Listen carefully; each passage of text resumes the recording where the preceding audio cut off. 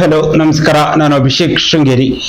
ಇವತ್ತಿನ ಈ ಒಂದು ವಿಶೇಷ ಸಂದರ್ಶನದಲ್ಲಿ ಇವರು ಯುವ ಕಾಂಗ್ರೆಸ್ನಿಂದ ಬೆಳೆದು ಬಂದು ನಿರಂತರವಾಗಿ ಸೇವಾದಳದ ಮೂಲಕ ರಾಜಕೀಯವನ್ನು ಪ್ರವೇಶ ಮಾಡಿ ಎನ್ಎಸ್ಯುಯಲ್ಲೂ ಕೂಡ ಸದಸ್ಯರಾಗಿ ನಂತರ ಯುವ ಕಾಂಗ್ರೆಸ್ನ ಹಲವಾರು ಜವಾಬ್ದಾರಿಗಳನ್ನು ಅತ್ಯಂತ ಯಶಸ್ವಿಯಾಗಿ ನಿರ್ವಹಿಸಿದಂತರು ಇವರು ಕಾಪು ವಿಧಾನಸಭಾ ಕ್ಷೇತ್ರದ ಯುವ ಕಾಂಗ್ರೆಸ್ನ ಕ್ಷೇತ್ರಾಧ್ಯಕ್ಷರಾಗಿ ಪಕ್ಷ ಸಂಘಟನೆಯನ್ನ ಮಾಡಿದಂತರು.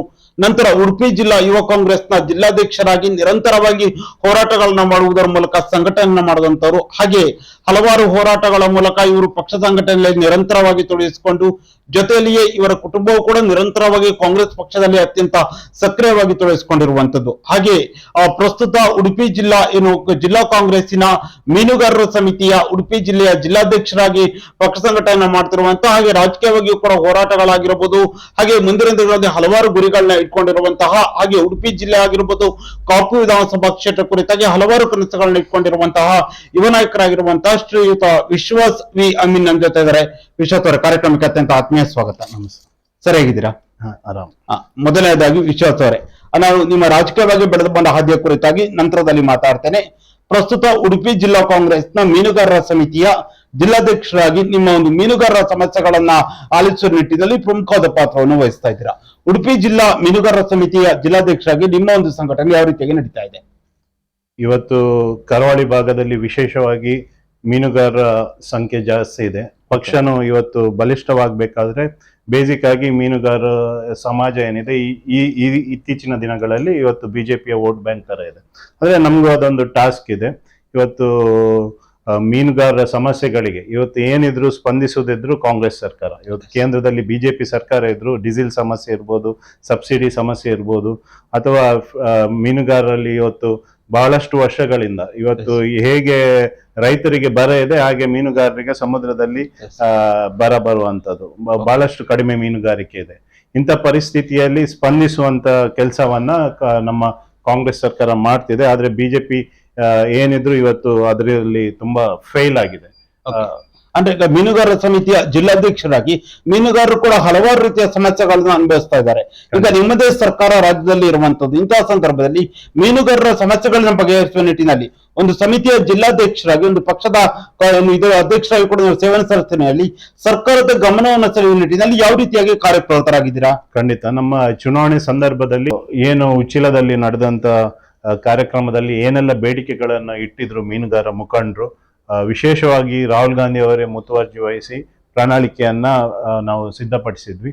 ಅದರಲ್ಲಿ ಆಂಬ್ಯುಲೆನ್ಸ್ ಇರ್ಬೋದು, ಡೀಸೆಲ್ ಸಬ್ಸಿಡಿ ಇರ್ಬೋದು, ಅಥವಾ ಬೇರೆ ಏನೆಲ್ಲ ಬಡ್ಡಿ ರಹಿತ 0% ಸಾಲ ಇರ್ಬೋದು, ಅಥವಾ ಮೀನುಗಾರರು ಅವಘಡಕ್ಕೆ ಗೊಂಡಾಗ ಸಿಗುವಂತ ಪರಿಹಾರ ಇರ್ಬೋದು, ಆ ನಿಟ್ಟಿನಲ್ಲಿ ಖಂಡಿತವಾಗ್ಲೂ ರಾಜ್ಯದ ಕಾಂಗ್ರೆಸ್ ಸರ್ಕಾರ ಕೆಲಸವನ್ನು ಮಾಡಿದೆ. ಓಕೆ, ಈಗ ಸರ್ಕಾರವು ಕೂಡ ನಿಮ್ಮದೇ ಇರುವ ಹಿನ್ನೆಲೆಯಲ್ಲಿ ನೀವು ಕೂಡ ಇಲ್ಲಿನ ಸಮಸ್ಯೆಗಳ ಕುರಿತಾಗಿ ಸರ್ಕಾರ ಗಮನಕ್ಕೆ ತರಬೇಕಾಗತ್ತೆ, ಮನವಿಗಳನ್ನ ಕೊಡ್ಬೇಕಾಗತ್ತೆ. ಯಾಕಂದ್ರೆ ಇಲ್ಲಿ ಹಲವಾರು ರೀತಿಯ ಮೀನುಗಾರ ಸಮಸ್ಯೆಗಳನ್ನ ಅನುಭವಿಸ್ತಾ ಇದ್ದಾರೆ.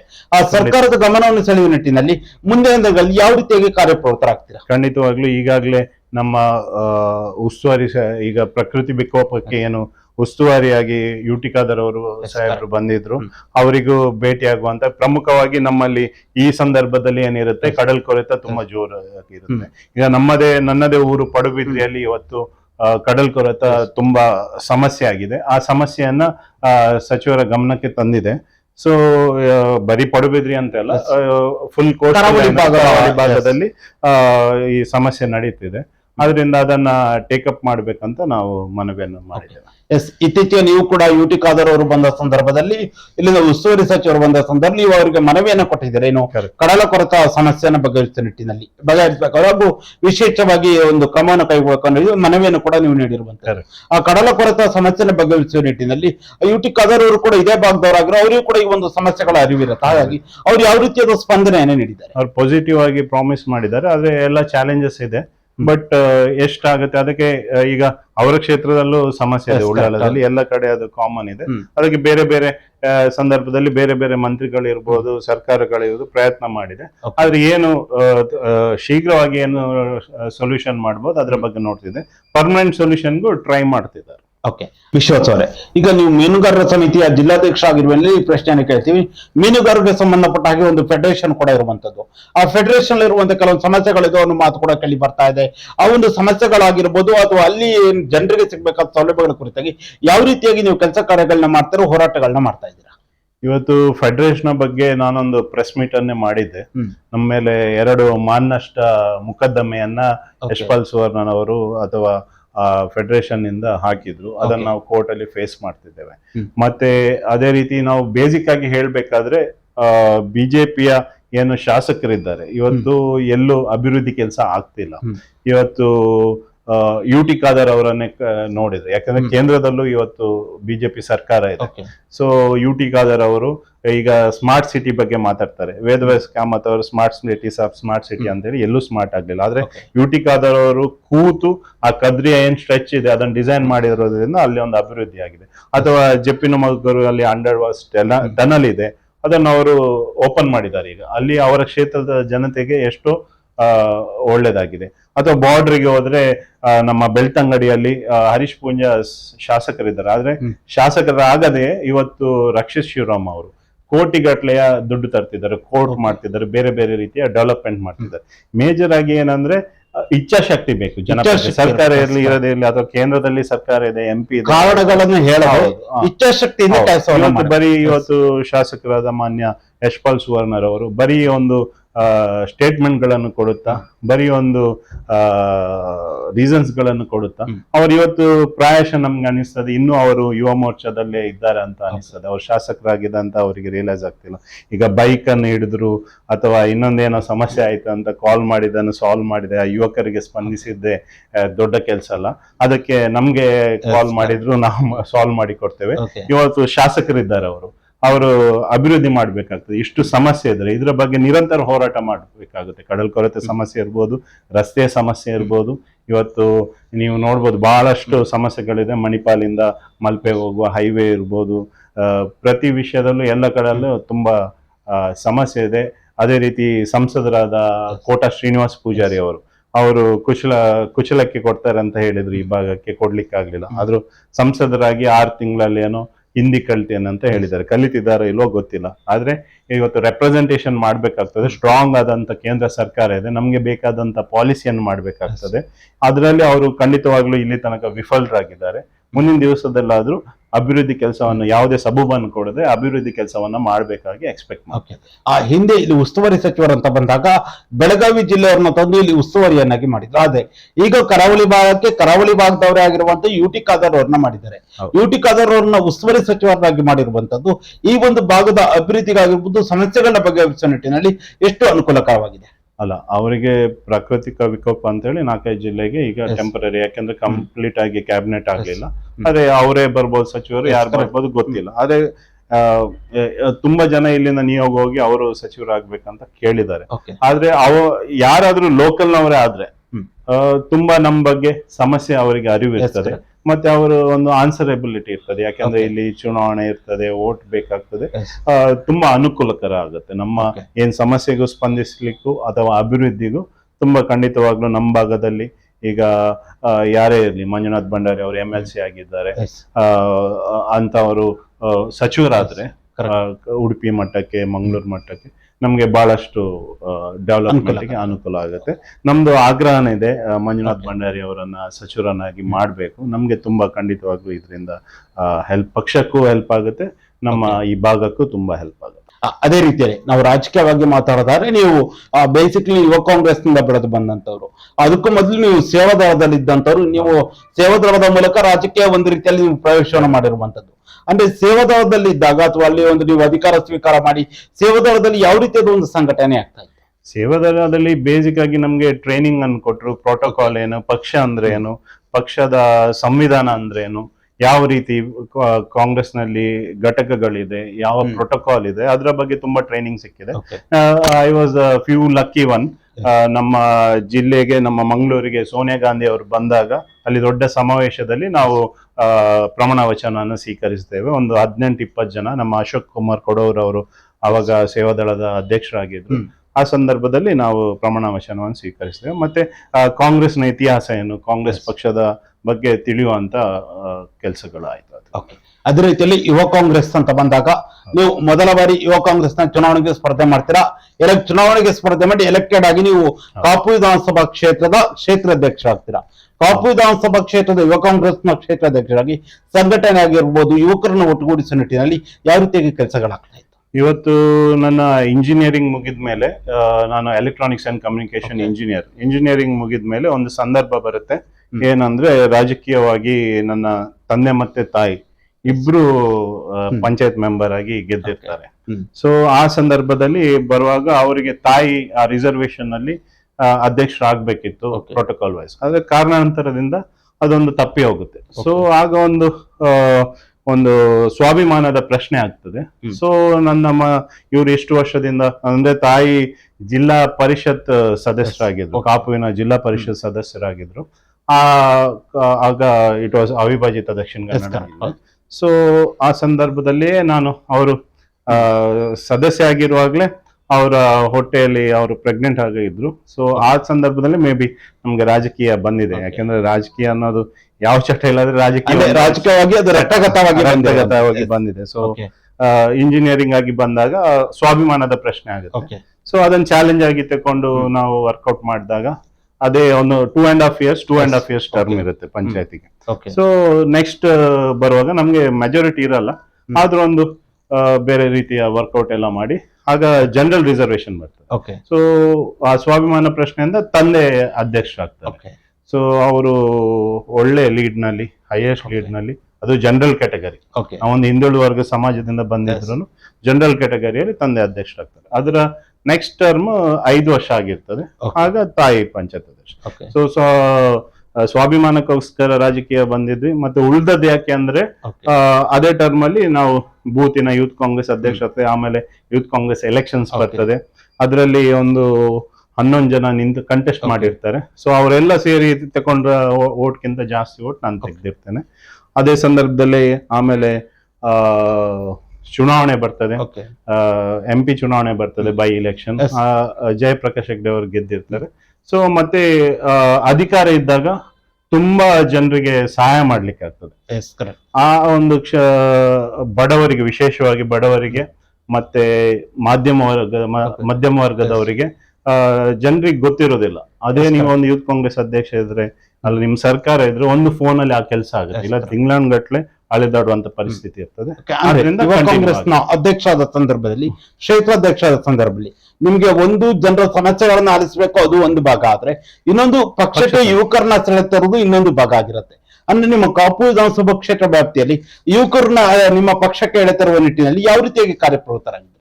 ಖಂಡಿತವಾಗ್ಲೂ ಆ ಸಂದರ್ಭದಲ್ಲಿ ವಿನಯ್ ಕುಮಾರ್ ಸೊರಕೆ ಅವರು ಸಚಿವರಾಗ್ತಾರೆ.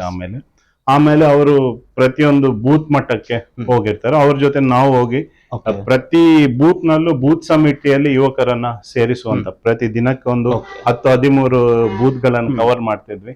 ಅವ್ರ ಆಸ್ ಎ ಮಿನಿಸ್ಟರ್ ಬರ್ತಿದ್ರು. ಸೊ ಅಲ್ಲಿ ಒಳ್ಳೆ ನಮ್ಗೆ ಸರ್ಕಾರ ಇತ್ತು, ಮತ್ತೆ ಯೂತ್ಗೆ ಒಂದು ಅಪೇಕ್ಷೆ ಇತ್ತು, ಒಳ್ಳೆ ಕೆಲಸ ಆಗುತ್ತೆ ಅಂತ. ಸೊ ಬೂತ್ ಮಟ್ಟದಿಂದ ಯುವಕರನ್ನು ಇವತ್ತು ನಾವು ಕಾಪುವಿನಲ್ಲಿ ಒಂದು ಅರ್ಧ ಮುಂಚಿನ ದಿವಸ ನಾವು ಕರೆ ಕೊಟ್ರೆ ಬೈಕ್ ರ್ಯಾಲಿ ಮಾಡುವ ಅಂತ ಹೇಳಿ 1,000 ಯುವಕರು ಸೇರುವಂತ ಸಂದರ್ಭ ಇದೆ. ಇದು ತುಂಬಾ ಯುವ ಕಾಂಗ್ರೆಸ್ ಬಹಳಷ್ಟು ಪ್ರಬಲವಾಗಿ.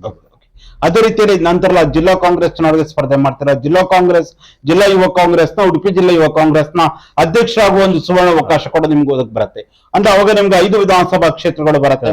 ಅಂತಹ ಸಂದರ್ಭದಲ್ಲಿ ಆ ಉಡುಪಿ ಜಿಲ್ಲಾ ಯುವ ಕಾಂಗ್ರೆಸ್ನ ಅಧ್ಯಕ್ಷರಾಗಿ ಒಂದು ಯುವಕರನ್ನ ಪಕ್ಷಕ್ಕೆ ಸೆಳೆದು ಒಂದು ಭಾಗ ಆದ್ರೆ ಸಂಘಟನೆ ಯಾವ ರೀತಿಯಾಗಿ ನಡೀತಾ ಇತ್ತು? ಉಡುಪಿ ಜಿಲ್ಲಾ ಯುವ ಕಾಂಗ್ರೆಸ್ನ ಅಧ್ಯಕ್ಷ ಆಗುದು ಅದು ಒಂದು ರೋಚಕ ಕಥೆ ಆಗಿರ್ತದೆ. ನಾವು ಜಿಲ್ಲಾ ಯುವ ಕಾಂಗ್ರೆಸ್ ಅದಕ್ಕಿಂತ ಮುಂಚೆ ಲೋಕಸಭಾ ಕ್ಷೇತ್ರ ಇರ್ತದೆ ಯೂತ್ ಕಾಂಗ್ರೆಸ್ಗೆ 2 ಟರ್ಮ್ಸ್ ಎಲೆಕ್ಷನ್ಸ್ ಇರುವಾಗ. ಸೊ ಉಡುಪಿ ಚಿಕ್ಕಮಂಗ್ಳೂರು ಇರ್ತದೆ. ಆ ಟರ್ಮ್ ಅಲ್ಲಿ ಮಾನ್ಯ ಆಸ್ಕರ್ ಫರ್ನಾಂಡಿಸ್ ಅವ್ರು ಏನ್ ಮಾಡ್ತಾರೆ ಅಂದ್ರೆ ಜಿಲ್ಲಾವಾರು ಅದನ್ನ ಚೇಂಜ್ ಮಾಡಿ ಬರ್ತಾರೆ. ಸೊ ಉಡುಪಿಗೆ ಸಪರೇಟ್ ಜಿಲ್ಲಾ ಕಾಂಗ್ರೆಸ್ ಸಮಿತಿ.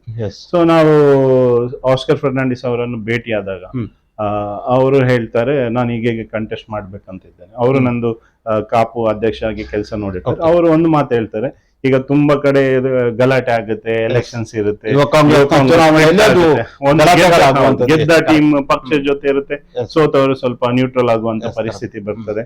ಸೊ ನೀವು ಎಲ್ಲರನ್ನು ವಿಶ್ವಾಸಕ್ಕೆ ತಕೊಂಡು 5 ವಿಧಾನಸಭಾ ಕ್ಷೇತ್ರದಲ್ಲೂ ಯುನಾನಿಮಸ್ ಆಗಿ ಗೆದ್ದು ಬನ್ನಿ.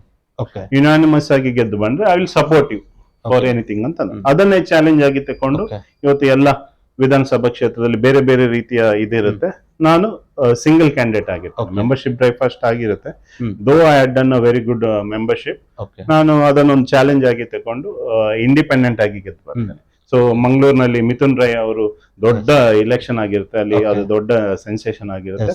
ಮಂಗಳೂರು ಮಿಥುನ್ ರೈ ಗೆದ್ದಿರ್ತಾರೆ, ಉಡುಪಿಯಲ್ಲಿ ನಾನು ಗೆದ್ದೆ. ಅಂದ್ರೆ ಆ ಗೆಲ್ಲುವ ತನಕ ಒಂದು ಭಾಗ, ಹೌದು. ಗೆದ್ದ ನಂತರ ಎಲ್ಲರನ್ನು ಕೂಡ ಒಟ್ಟಾಗಿ ತಗೊಂಡು ಹೋಗ್ಬೇಕಾಗತ್ತೆ, Correct. ಎಲ್ಲ ಸಂಘಟನೆ ಮಾಡಬೇಕಾಗತ್ತೆ. ಯಾಕಂದ್ರೆ ಉಡುಪಿ ಜಿಲ್ಲೆ ಅಂತ ಬಂದಾಗ ಬಿಜೆಪಿ ಈಗ ಪ್ರಸ್ತುತ ತನ್ನ ಭದ್ರಕೋಟೆಯನ್ನಾಗಿ ಮಾಡಿಕೊಂಡಿರುವಂತದ್ದು. ಅಂತಹ ಸಂದರ್ಭದಲ್ಲಿ ಎಷ್ಟು ಸವಾಲುಗಳಿತ್ತು? ಹೌದು.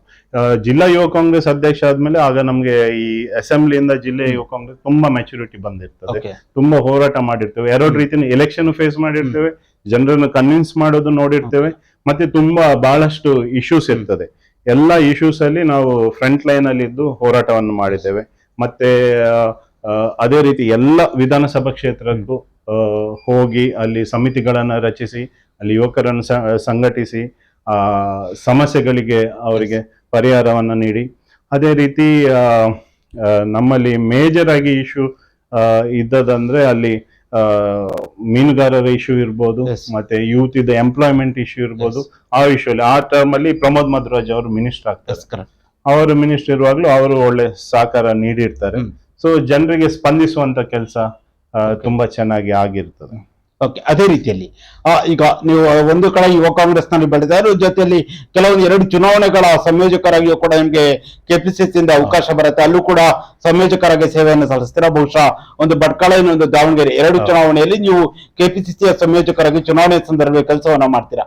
ಆ ಒಂದು ಅವಕಾಶಗಳು ಪಕ್ಷ ನಿಮ್ಗೆ ನೀಡಿರುವಂತದ್ದು ಎಷ್ಟು ಖುಷಿ ಇದೆ. ಹೌದು, ನಮ್ಮ ಕಾರ್ಯಾಧ್ಯಕ್ಷರಾದ ಮಾನ್ಯ ಮಂಜುನಾಥ್ ಭಂಡಾರಿ ಅವರು ಕೆಪಿಸಿಸಿ ಕೋಆರ್ಡಿನೇಟರ್ ಆಗಿ ನಮ್ಮನ್ನ ಲೋಕಸಭಾ ಚುನಾವಣೆ ಸಂದರ್ಭದಲ್ಲಿ ಭಟ್ಕಳದ ಅಲ್ಲಿ ಇನ್ಚಾರ್ಜ್ ಹಾಕಿರ್ತಾರೆ, ಅಲ್ಲೂ ಹೋಗಿ ಕೆಲಸವನ್ನು ಮಾಡಿದ್ದೇವೆ. ಮತ್ತೆ ಇತ್ತೀಚೆಗೆ ನಡೆದಂತ ದಾವಣಗೆರೆ ಬೈ ಎಲೆಕ್ಷನ್ ಅಲ್ಲೂ ನಮ್ಗೆ ಅಲ್ಲಿ ಒಂದೊಂದು ಬೂತ್ ಇದು ಇನ್ಚಾರ್ಜ್ ಕೊಟ್ಟಿರ್ತಾರೆ, ಅಲ್ಲೂ ಕೆಲಸವನ್ನು ಮಾಡಿದೆ. ಸೊ ಅದು ತುಂಬಾ ತೃಪ್ತಿ ತಂದಿದೆ. ಬಹಳಷ್ಟು ನಮ್ಗೆ ಎಲೆಕ್ಟೋರಲ್ ವಿನಯ್ ಕುಮಾರ್ ಸೊರಕೆ ಅವರ ಇಲೆಕ್ಷನ್ಸ್ ಇರ್ಬೋದು, ಅಥವಾ ನಮ್ದು MP ಇಲೆಕ್ಷನ್ಸ್ ಇರ್ಬೋದು. ಒಂದು ಚುನಾವಣೆಯಲ್ಲಿ ಜಯಪ್ರಕಾಶ್ ಹೆಗ್ಡೆ ಅವರು ಬೈ ಎಲೆಕ್ಷನ್ ಅಲ್ಲಿ ಗೆದ್ದಿರ್ತಾರೆ, ಮತ್ತೆ ನೆಕ್ಸ್ಟ್ ಎಲೆಕ್ಷನ್ ಸೋತಿರ್ತಾರೆ. ಸೊ ಆ 2 ಎಲೆಕ್ಷನ್ ಅಲ್ಲೂ ವರ್ಕ್ ಮಾಡಿದ್ದೇವೆ. ಮತ್ತೆ ಪ್ರಮೋದ್ ಮಧ್ವರಾಜ್ ಅವರು JDS ನಲ್ಲಿ ನಿಲ್ತಾರೆ ನಮ್ಮ ಸಮ್ಮಿಶ್ರ ಅಭ್ಯರ್ಥಿಯಾಗಿ. ಆವಾಗ್ಲೂ ಲೋಕಸಭಾ ಚುನಾವಣೆ ಆವಾಗ್ಲೂ ಫ್ರಂಟ್ ಲೈನ್ ಅಲ್ಲಿ ನಿಂತು ಕೆಲಸವನ್ನು ಮಾಡಿದ್ದೇವೆ.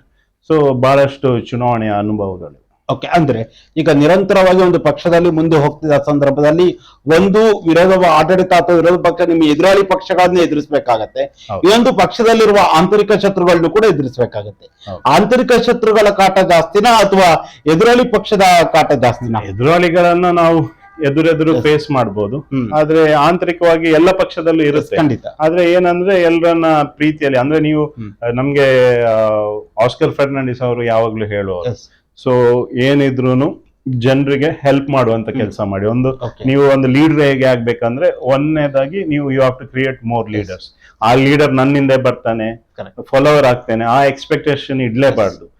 ಅದೊಂದು ನಮ್ಗೆ ಕ್ಲಾರಿಟಿ ಇತ್ತು. So leader is a one who creates more leaders, not followers ಅಂತ. ಸೊ ಅವರು ಲೀಡರ್ ಆದ ತಕ್ಷಣ ನಾನು ಹೇಳ್ದಾಗ ಕೇಳ್ಬೇಕು, ನನ್ನಿಂದ ಬರ್ಬೇಕು, ನಂಗೆ ಜೈ ಹೇಳ್ಬೇಕಂತ ಯಾವತ್ತು ನಾನು ಎಕ್ಸ್ಪೆಕ್ಟ್ ಮಾಡಿದವಲ್ಲ. ಹಾಗೆ ತುಂಬಾ ನನ್ನ ಅಸೆಂಬ್ಲಿ ಅಧ್ಯಕ್ಷ ಆಗಿರುವಾಗ ಇರ್ಬೋದು, ಅಥವಾ ಯೂತ್ ಕಾಂಗ್ರೆಸ್ ಡಿಸ್ಟ್ರಿಕ್ಟ್ ಪ್ರೆಸಿಡೆಂಟ್ ಆಗಿರುವಾಗ ಇರ್ಬೋದು, ತುಂಬಾ ಜನರಿಗೆ ಅಂದ್ರೆ ನಮ್ಗೆ ನಾಮಿನೇಟ್ ಮಾಡುವಂತ ಅಧಿಕಾರ ಇರುತ್ತೆ.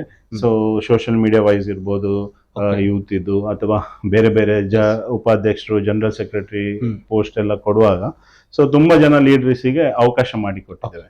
ಸೊ ಅವರು ಇವತ್ತೆಲ್ಲ ಒಳ್ಳೊಳ್ಳೆ ಹುದ್ದೆಯಲ್ಲಿದ್ದಾರೆ. ಕೆಲವರು ಬ್ಲಾಕ್ ಅಧ್ಯಕ್ಷರಾಗಿದ್ದಾರೆ, ನಮ್ ಜೊತೆ ಇದ್ದವರು ಬ್ಲಾಕ್ ಅಧ್ಯಕ್ಷರಾಗಿದ್ದಾರೆ. ನಾನು ಜಿಲ್ಲಾ ಯುವ ಕಾಂಗ್ರೆಸ್ ಅಧ್ಯಕ್ಷ ಇರುವಾಗ ಝೋನಿನ ಟ್ರೈನಿಂಗ್ ಅನ್ನು ಇಲ್ಲೇ ಮಾಡಿದೆ. ಬಹಳಷ್ಟು ಚೆನ್ನಾಗಿ ಟ್ರೈನಿಂಗ್ ಆಗಿತ್ತು. ಅಂದ್ರೆ ಮಡಿಕೇರಿದ್ದು ಜಿಲ್ಲಾಧ್ಯಕ್ಷರಾಗಿ ಮಂತರ್ಗೌಡ ಇದ್ರು, ಯೂತ್ ಕಾಂಗ್ರೆಸ್ ಇದ್ರು, ಅವರಿಗೆ MLA ಶಾಸಕರಿದ್ದಾರೆ. ದಕ್ಷಿಣ ಕನ್ನಡದ್ದು ಮಿಥುನ್ ರೈ ಅವರಿದ್ರು, ಅವರು MLA ಚುನಾವಣೆಯನ್ನು ಕಂಟೆಸ್ಟ್ ಮಾಡಿದ್ರು, MP ಚುನಾವಣೆ ಕಂಟೆಸ್ಟ್ ಮಾಡಿದ್ರು.